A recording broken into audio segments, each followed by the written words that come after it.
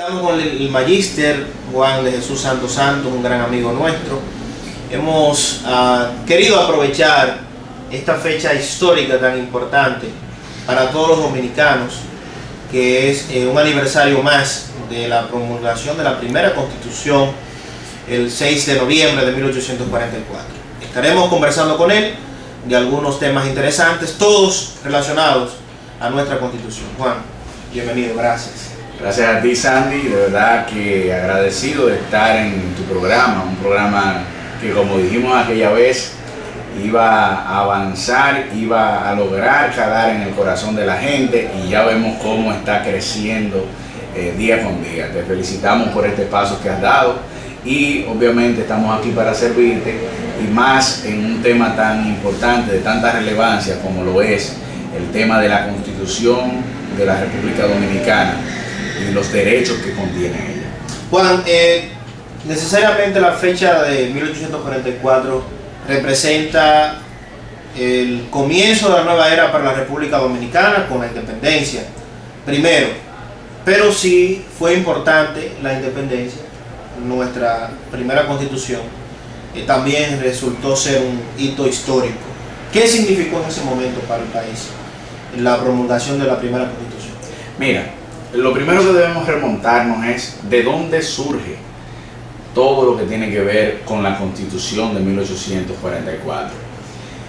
De hecho, se dio el año pasado una promoción y difusión bastante amplia en torno a lo que fue el proyecto de Constitución de Juan Pablo Duarte. De ahí fluye, crece la idea de producir una Carta Magna, un documento en donde se contuviera todo el derecho fundamental para la época en razón de proteger derechos de los individuos, establecer garantías, establecer derechos humanos y fundamentales que no existían en el ordenamiento jurídico de nuestro país, y por qué no, en ese momento ni siquiera éramos nación.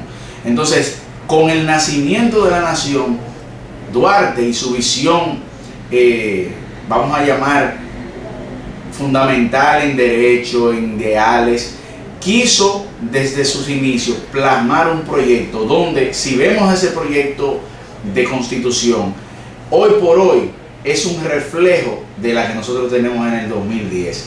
O sea, cuando tú ves el proyecto de Constitución de Duarte, es tan liberal como lo es la de ahora. Es tan garantista como lo es la de ahora, y solo se puede asemejar a la Constitución o a ese proyecto de Constitución de Duarte la Constitución de Moca de 1858, que incorporó este ilustre civilista Ulises Francisco Espaillat, con su pensamiento también liberal, incorporó garantías y derechos a la libertad de expresión y difusión del pensamiento, entre otras tantas garantías y libertades que obviamente estaban truncadas o no estaban expresadas de manera abierta en la Constitución del 44, producto precisamente de nosotros venir de ese yugo haitiano. La visión de libertad era muy limitada y los derechos que se invocaron en ella no tenían el impacto y la repercusión que tuvo la de 1858, que marcó un hito, y que nosotros, Sandy, a modo de comentario, debo de señalarte el trabajo que hicimos un sinnúmero de instituciones hace ya unos años para eliminar la cárcel pública 2 de mayo. Amparamos nuestro trabajo partiendo de lo que se expresó en la Carta Magna de 1858, la llamada Constitución de Moca. La llamada Constitución de Moca, que posteriormente se ve reflejada en la Constitución del 2010, y entonces todas estas instituciones dicen unidas, pero ciertamente el derecho a la dignidad humana, aún de los reclusos, debe ser respetado. Y efectivamente nosotros, a través de ese instrumento, nos amparamos en esta Constitución. Es decir, que la importancia que pudo tener la Constitución del 1844 y la de 1858 abrevan necesariamente en ese proyecto de Constitución de Juan Pablo Duarte. De ahí en adelante, nuestra Constitución ha sido modificada en diversas ocasiones, múltiples ocasiones, Para muchos, por el poco tiempo que tenemos de historia como Estado, como nación, una de las que más ha sido reformada, por diferentes razones, situaciones políticas. Pero, ¿qué ha significado para el país todas estas modificaciones? Para no hablar de la última, que es la que está vigente, y tocarla ya de manera más directa, pero las anteriores, ¿en qué han repercutido a nivel de República Dominicana como tal? Mira, Sandy, es una excelente pregunta la que tú realizas, porque va a informar algunas cosas importantes. Mira, nosotros en nuestro país adolecemos de un respeto por la Carta Magna, o sea, un respeto por la Constitución. ¿Por qué digo que adolecemos de eso? O no tenemos el respeto necesario por ella. Cuando tú te pones a valorar constituciones como la de los Estados Unidos, para ponerte un ejemplo, se habla de la quinta enmienda como resultado de que las enmiendas a la Constitución que dio origen a ese país son escasas, o sea, son excepcionales. Sin embargo, nuestra República Dominicana, cada cierto periodo, cada cierto tiempo, se ve víctima de un interés meramente político y, ¿por qué no?, hasta comercial. ¿Por qué? Porque cuando tú ves que de alguna manera se establece, y para que caigamos en ese punto que ha sido un tema de debate en los últimos 40 años, la reelección presidencial, que viene a ser una aparición en la Constitución como una manifestación de rechazo a lo que fue la dictadura de Trujillo y la permanencia en el poder también del doctor Joaquín Balaguer, viene la no reelección a ser una retranca para ese tipo de poder que pretendía monopolizar el poder en un solo ente y obviamente con ello lesionar el interés del liderazgo de relevo que tiene que crearse en una nación. Fíjate que en Estados Unidos no se puede reelegir más de 2 veces, pero jamás después de 2 periodos. Sin embargo, en nuestro país eso no se contempla. Se puede reelegir luego de que hay otro periodo. Pero ¿cuál es la lógica que entraña en países como Estados Unidos la no reelección jamás? La no reelección jamás tiene una razón fundamental, y es precisamente producir más liderazgo. Luego de que Obama termine su periodo, necesariamente alguien surgirá. Pero luego de que esa persona venga, y eso va garantizando una permanencia en el trabajo, en el liderazgo, en la proyección de la nación, y por qué no en lo que es el desarrollo mismo de las comunidades, porque en la medida en que se crea relevo se desarrollan las comunidades y pueden potencializar sus instituciones y por qué no sus estamentos políticos. Yo creo que las reformas que ha venido sufriendo la Constitución de la República Dominicana en muchos casos se ha presentado más que por un interés político, ha respondido más a un interés político, más a un interés de derecho. O sea, el derecho se ha valorado, ha sido valorado, porque no podemos ser mezquinos y no decir que han habido modificaciones de derechos muy importantes para nuestra Constitución, claro que sí, pero las modificaciones más que han tenido mayor relevancia han sido las de carácter político, y esas modificaciones obviamente no siempre cumplen con el voto de lo que la gente realmente quiere, que es la seguridad que debe proporcionarle el Estado a través de esos 3 poderes: el poder legislativo, el poder ejecutivo y el poder judicial. Esa seguridad, esa certeza de lo que es la Constitución. Hoy por hoy, Sandy, vemos que se está tratando de promover que la gente conozca su Constitución. Porque no se conoce. ¿Por qué? Porque tenemos una cultura precisamente de que es tanto lo que se ha cambiado que la gente desconoce cuáles son sus derechos y sus garantías. Pero esto ha sido adrede también, porque de alguna manera, si tú no sabes tus derechos, obviamente yo puedo vulnerarlos. Exacto. Entonces es delicado. Incluso que te iba a decir que el actual presidente de la Cámara de Diputados ha hecho suyo un proyecto importante con relación al tema de la Constitución infantil, de transmitirla a los niños, a los adolescentes, en un lenguaje que ellos puedan interpretar los deberes y los derechos que tienen como ciudadanos, para que desde ese nivel comencemos a formarnos en materia de conocimientos. Pero la Constitución del 26 de enero del año 2010 luego de un amplio tema de consulta a nivel nacional, donde diversos juristas, personalidades, políticos de todos los sectores participaron, dieron opiniones de acuerdo al tema de la modificación. Al final, algunas se tomaron, otras no se tomaron, pero es la Constitución del 2010 adecuada a los tiempos que vivimos, y realmente se hizo una modificación real luego de haberse modificado en el año 2002.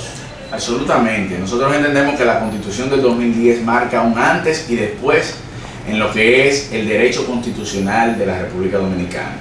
Ahora bien, ese antes y después con respecto a lo que tiene que ver con los derechos y garantías que establece esta Constitución, debemos nosotros de verlo con mucho celo. ¿A qué nos referimos? Y volvemos otra vez al tema de la reelección. Ahí se prohíbe la reelección presidencial. Sin embargo, ya tú ves cómo hay un tema en el ambiente o en el tapete, como se dice popularmente, de intenciones de modificar la Constitución nueva vez, simplemente por el tema de reelección.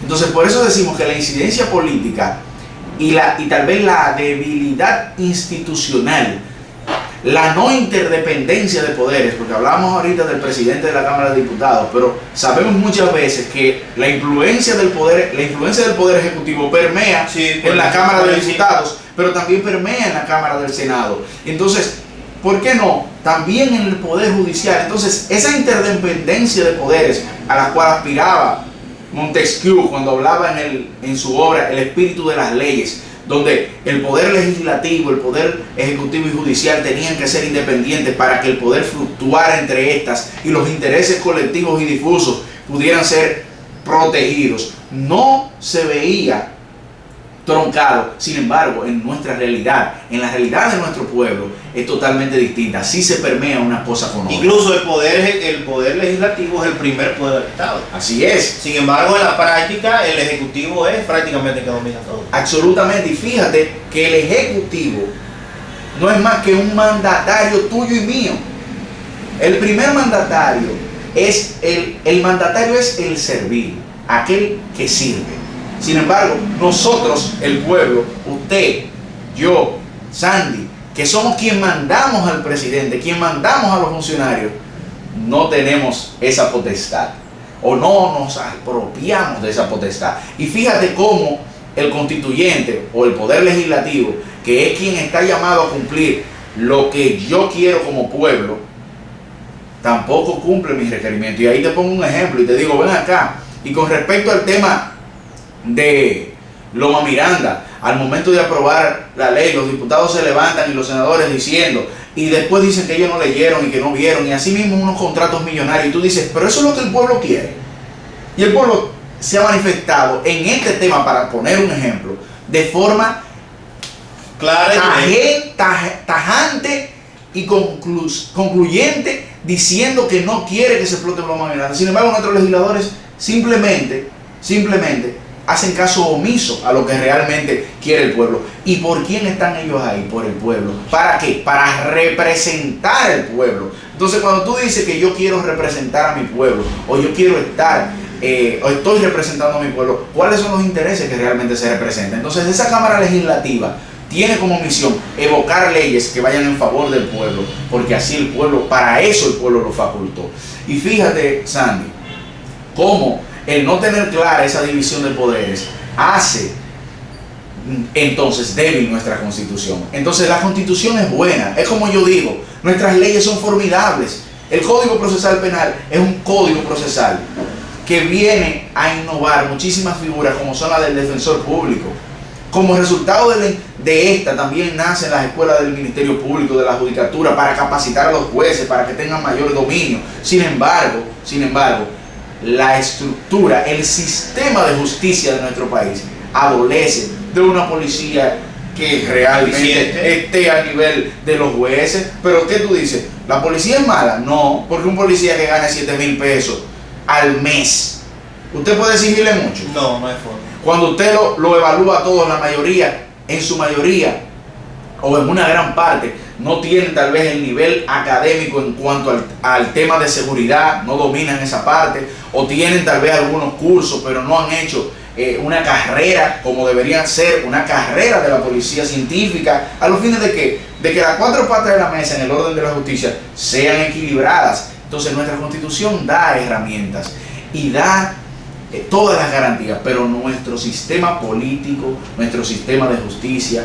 nuestra interdependencia de poderes, la falta de institucionalidad hace que nosotros veamos cosas como la que pasó recientemente con el Procurador General de la República. El Procurador General de la República genera una acción en contra del senador de San Juan. Y en razón de esa acción que él genera, el senador de San Juan genera una acción en contra del Procurador General de la República, alegando que este violó la Constitución. ¿Verdad o no? Porque no conozco el video, o por lo menos en el video no dice la fecha, no dice que fuera la fecha, aunque sí nosotros escuchamos que Domingo Brito estuvo por aquí en ese tiempo, hace un par de meses. No sabemos si era en esa actividad, pero el simple hecho de tú valorar que ya un ente llamado a cumplir un rol objetivo de investigación, estamos hablando de la figura más importante a nivel jurídico, de investigativo del país, que se esté cuestionando el tema de lo que es si él pretende aspirar a una candidatura o no, pone en entredicho la institucionalidad de nuestro país. Ahora bien, nosotros lo que tenemos que hacer valer que hay una interdependencia real y que independientemente de su condición o de su intención política, que no se deje chantajear y que la sociedad se empodere y diga, no, es que usted ha sido corrupto, usted debe ir a la cárcel. Como vi un spot precioso de Masada que salió, que dice, el corrupto a la cárcel. Yo entiendo que la sociedad dominicana se está empoderando y poco a poco, Sandy, y con esos instrumentos legales que tenemos, nosotros vamos a avanzar. La Constitución del 2010 es ejemplar a nivel no solo de República Dominicana ni América Latina, del mundo. Ya en España se han hecho estudios respecto de nuestra Constitución y la valoran como una de las más avanzadas de toda América. Ahora tenemos problemas por la falta de institucionalidad.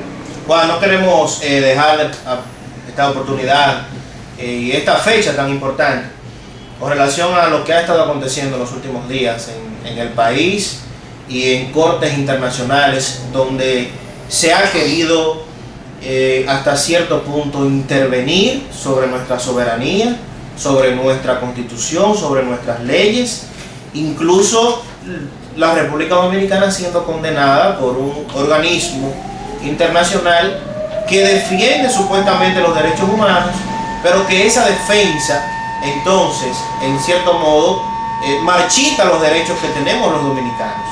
¿Qué podemos visualizar en esta fecha tan importante como la conmemoración de nuestra Constitución a propósito de este tema? Muy bien, mira, Sandy, es un tema, como tú bien señalas, que es bastante difícil porque la gente a veces pierde el norte cuando se presentan choques dentro de la misma Constitución. Yo quiero leer lo que dice la Constitución, que es la soberanía popular. Bien, dice la Constitución nuestra: la soberanía reside exclusivamente en el pueblo, de quien emanan los poderes del Estado, de los que ya hablamos, los cuales se ejercen por medio de sus representantes, que ya también hablamos de ellos, o de forma directa por el pueblo mismo, en los términos que establecen la Constitución y las leyes. Miren, en lo que tiene que ver con la soberanía, que se entiende muy popularmente como la defensa al pueblo mismo, o sea, yo quiero defender a mi pueblo, yo quiero defender a mi país, eso es ser soberano, eso es ser independiente. No necesariamente es la interpretación. Ser soberano es lo que vimos ya que reside aquí, que es proteger, como dice aquí, reside en el pueblo de forma exclusiva el efecto y la acción de los poderes del Estado. Ahora bien, Sandy, con la decisión de la Corte Interamericana de Derechos Humanos, y nosotros decíamos antes de salir de esa decisión que el tema haitiano iba a traer una condena de la Corte Interamericana. ¿Por qué? Mira, Cuando nosotros analizamos la situación de la Constitución Dominicana del 2010, es la Constitución del 2010 la que le pone el punto final a una discusión de más de 70 años sobre la nacionalidad y sobre el tema de los derechos de nacionalidad que podían adquirir los ilegales o los hijos de ilegales. ¿Por qué? Porque el tema de la nacionalidad no es un tema exclusivamente de un Estado, sino más bien un derecho fundamental. Y cuando usted ha firmado tratados y pactos internacionales o declaraciones internacionales, usted se suscribe dentro de ese grupo de naciones que promete proteger esos derechos. Por ejemplo, el derecho a la vida, el derecho a la libertad, el derecho a la nacionalidad. Y entre esos derechos, cuando países como el nuestro, Costa Rica, Argentina, entre otros tantos, se unieron en firmar este pacto, dando poder a la Corte Interamericana de Derechos Humanos para que ella, en caso de que alguien se sintiera vulnerado, pudiera apelar ante esta Corte. Alguien, me refiero al Estado. Cuando el Estado me faltara a mí, yo pudiera apelar a ella. Es de ahí donde nace la obligación nuestra como Estado de responder ante esta Corte. Ahora bien, lo que tú señalas, tú dices, bueno, es que bajo esa situación donde el Estado puede ser sancionado por una Corte Internacional y pone en juego mi soberanía, ¿qué hacemos nosotros los dominicanos? Mira, nosotros tenemos ya una situación resuelta en esta Constitución, y es que cualquier nacional ilegal que nazca en el país no tendrá derecho a la nacionalidad. Pero ¿qué pasa? Las leyes en nuestro país y en el mundo rigen para el porvenir, no hacia atrás.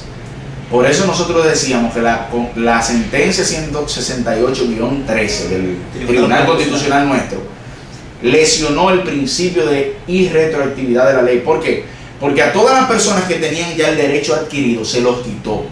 Y usted dirá, Juan, pero es que teníamos que resolver la situación.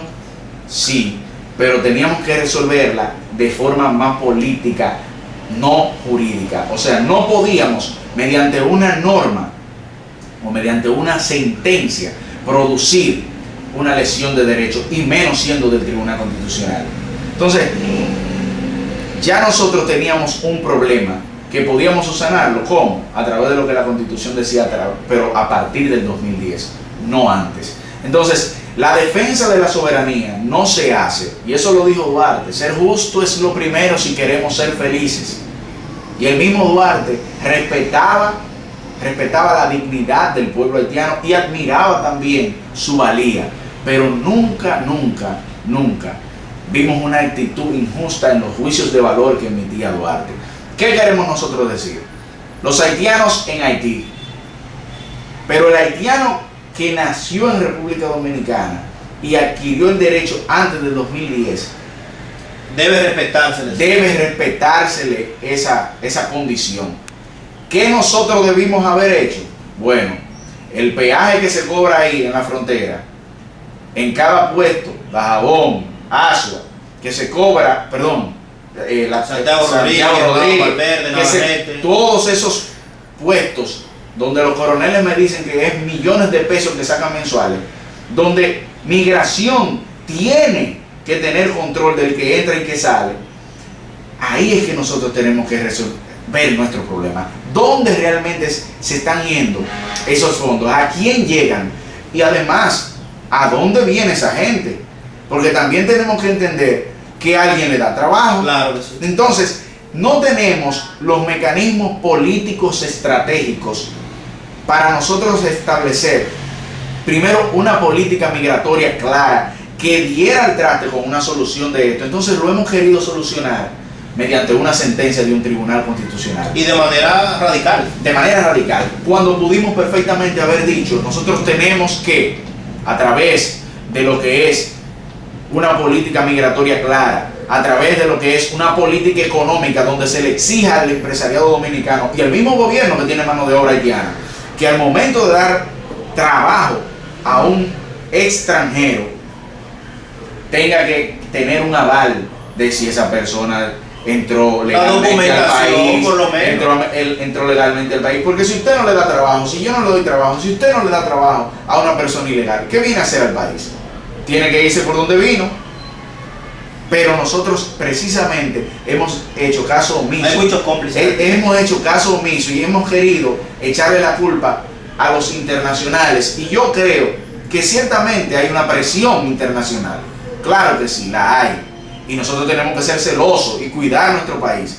Pero también miremos hacia adentro de nuestra casa y veamos quiénes se están beneficiando o quiénes históricamente se beneficiaron de esa mano de obra ilegal haitiana que venía aquí. Y nos especificamos, y quiero señalar esta parte, Sandy, de que decimos mano de obra ilegal haitiana y de los extranjeros, pero deberíamos hablar de temas genéricos, los extranjeros ilegales. Porque parecería ser que los chinos, que los colombianos, que los venezolanos ilegales a nosotros no nos preocupan, solo los haitianos. Entonces ahí entra el componente racial y discriminatorio. Entonces tenemos que tener mucho cuidado nosotros como dominicanos al momento de emitir un juicio. Y en definitiva, yo entiendo que debemos proteger nuestra nación, debemos luchar porque nuestro país mantenga la soberanía en el orden de que solo se rija lo que nuestro pueblo quiere. Pero una vez nosotros hemos firmado esos tratados, una vez nosotros hemos sido parte de todo un organismo de derecho internacional o supranacional, debemos nosotros, por la garantía misma de esta Constitución que consagra eso, proteger esos derechos para no ser condenados. ¿Qué efectos tiene esa condena en nosotros? Tiene efectos letales en el orden de la imagen de República Dominicana ante los países de América Latina y el mundo, como uno de los países que no respeta normas supranacionales por un supuesto o por una supuesta lesión a la soberanía. La soberanía no se lesiona con una entrada de personas de una determinada raza. Nosotros lesionamos nuestra soberanía cuando no tenemos mecanismos de control eficientes, cuando no paramos el peaje de cientos de miles de pesos que se plantean ahí, cuando no tenemos política económica para los extranjeros y cuando no protegemos el derecho de ciudadanos como tú, que están preocupados como yo en que el tema haitiano es un tema que hay que resolver y el tema de los extranjeros ilegales en nuestro país también hay que tomarlo como un tema de primera mano. Sandy, es lamentable que el tema de la sentencia 168-03 se volvió una nebulosa con esto de la naturalización. La gente ya después no sabía cómo se iba a hacer, precisamente porque se trató de resolver una cosa forzada, como tú dijiste ahorita.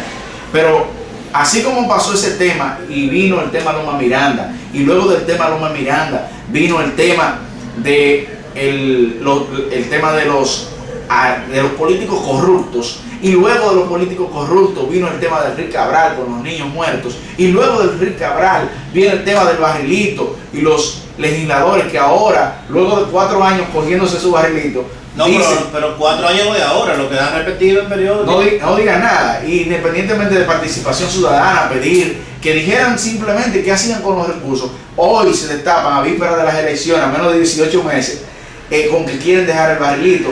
Ese tema también fue tumbado por otro tema de atención nacional, que fue este del procurador. Entonces vemos cómo una cosa se va perdiendo sobre la otra, y República Dominicana tiene que reflexionar, y nosotros como dominicanos reflexionar qué es realmente, hacia dónde se nos está llevando, y si la opinión de los medios es precisamente la que está dirigiendo nuestro país.